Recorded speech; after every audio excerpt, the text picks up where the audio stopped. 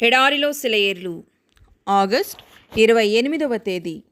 ఎవడైనను దప్పిగొనిన ఎడల నా ఎద్దుకు వచ్చి దప్పి తీర్చుకొనవలను. యోహాను సువార్త 7వ అధ్యాయము 37వ వచనం.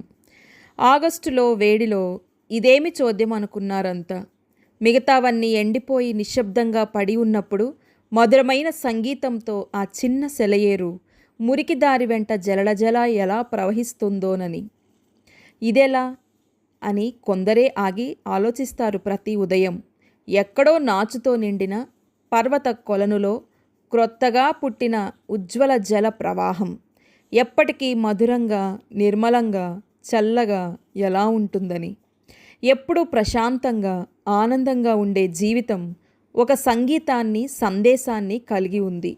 మారిపోయే ప్రతి ఆకాశంతో నేను మారవలసి వస్తుంటే ఇది ఎలా సాధ్యం అని ప్రజలు అడిగారు. ప్రతిరోజు, ప్రతి గంటను ఆనందింపచేసే రహస్య శక్తి మనుషులకు తెలిస్తే వారు తమ జీవిత చింతలన్నిటినీ పాటగా మార్చరా? తాగడం ద్వారా వారు అక్కడ యేసును కనుగొనరా? ఊరికే ఒక నీటి ఊట దగ్గరకు వెళ్ళి మెరిసే నీళ్లను చూడడం వలన ఎప్పటికీ వారి దాహం తీరదు. మనం ఆ నీటిని తాగాలి. కాబట్టి క్రీస్తు వైపు చూడడం వలన మనకు దీవెన కలుగదు. మనం ఆయన్ని మన జీవితంలోనికి తీసుకొని ఆయన ఆత్మతో మన హృదయాలను నింపుకోవాలి.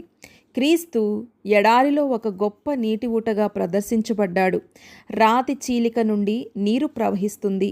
చీలిక యొక్క అర్థాన్ని మనం అర్థం చేసుకున్నాం. మన ఆత్మ దాహానికి నీరు ఉండడానికి యేసు మరణించాడు. దేవుడి మాటలను దీవించునుగాక. ఆమెన్.